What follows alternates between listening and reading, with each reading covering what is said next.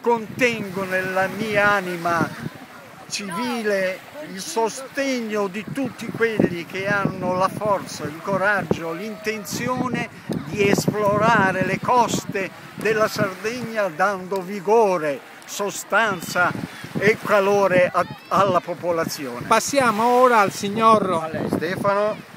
Lei di Stefano di dov'è? Da Assago, provincia di Milano. Ah, anche lei è un bel brianzolo. Mi dica le sue...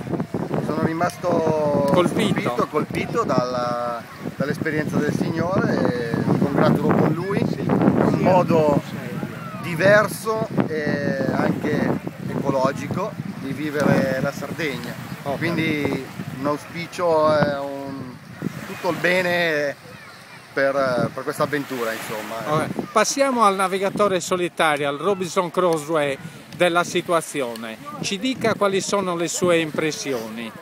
Si può togliere anche il berretto, no? Sì, no. sì, Così. me lo lascio perché ho i capelli a Ho zero. capito. Sì, ma non è un problema, anch'io ho dei problemi dei problemi di sole in testa. Di sole in testa. Allora, che dire?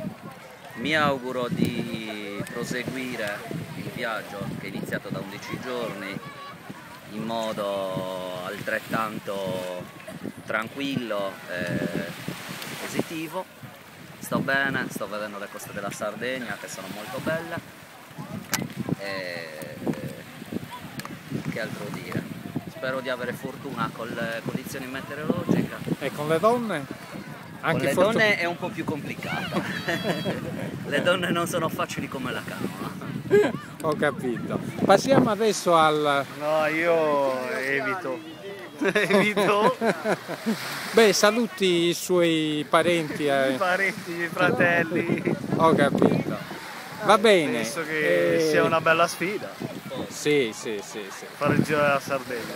Ho capito. Va bene, io la ringrazio, concludiamo la trasmissione, ci vedremo su YouTube quanto prima. Arrivederci e grazie.